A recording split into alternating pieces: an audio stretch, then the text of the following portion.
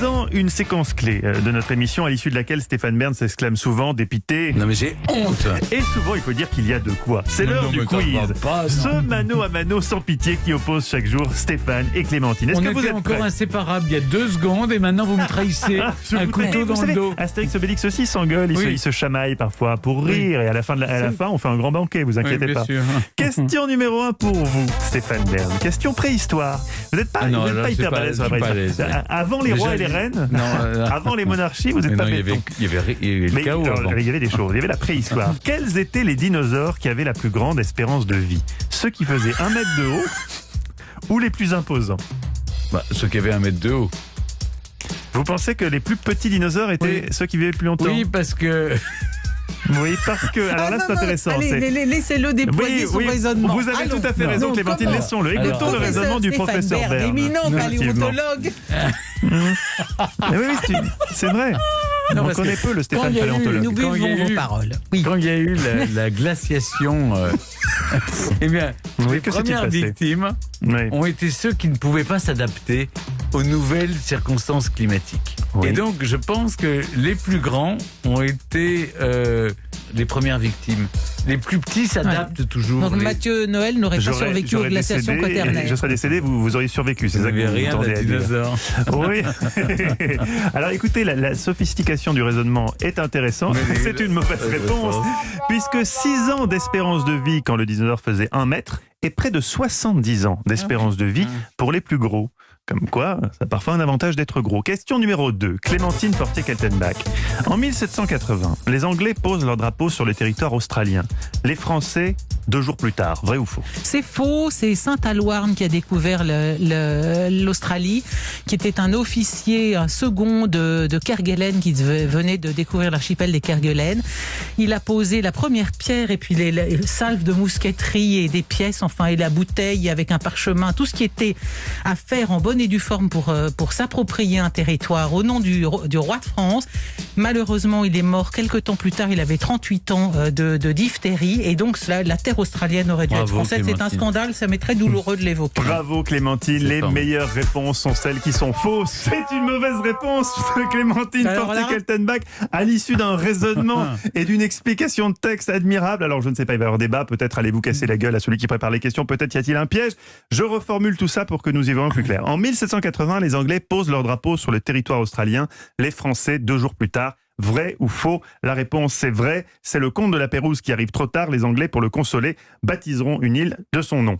Que dites-vous à ça? Je dis que c'est faux. Je dis que c'est Saint-Alouarn, l'authentique découvreur de l'Australie. Pendant que nous continuons ce petit jeu qui ne doit pas dégénérer, Clémentine, nous sommes là pour parce que jouer, il ne doit pas c'est dégénérer, un nous sommes jeu, là vous pour savez, nous amuser. Moi, je perds avec beaucoup de panache. Certains Mais vont moi, vérifier. je me bats contre moi-même. Les- Je ne me bats pas contre vous, Stéphane. Ah. Les meilleurs experts vont vérifier. Nous reviendrons sur cette question numéro 2. Pour l'instant, il n'y a pas de points attribués Non, ou pas aucun attribués. point Nous n'est verrons tout à l'heure. attribué. Question numéro 3 pour vous, Stéphane. Oui.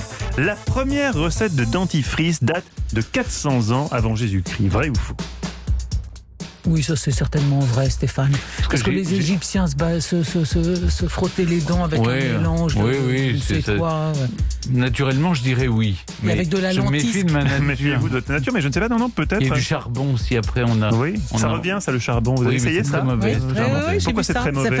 C'est un dentifrice tout noir. Oui, après, C'est assez c'est tout noir, c'est déplaisant. dégueulasse, oui. Mm. Mais il paraît que c'est très efficace. Bon, enfin bref, la Oui, réponse à la je question. pense, Vous dites je oui? pense, oui. Vous avez gagné. Vous avez gagné, Stéphane. Pour une fois. Mais c'est fou, on a retrouvé un manuscrit égyptien décrivant une recette de dentifrice faite de sel, de poivre, de feuilles de menthe et de fleurs d'iris, figurez-vous. Eh oui. 400 ans avant Jésus-Christ. C'est dommage qu'ils l'aient oublié ensuite à la cour du roi de France sous Louis XIV. Visiblement, ils avaient complètement oublié la pâte à dents. Oui, c'est vrai. C'est bizarre, Mm, cette mm. cette On avait déperdition de vraiment les l'hygiène dents bucco-dentaire. gâtées.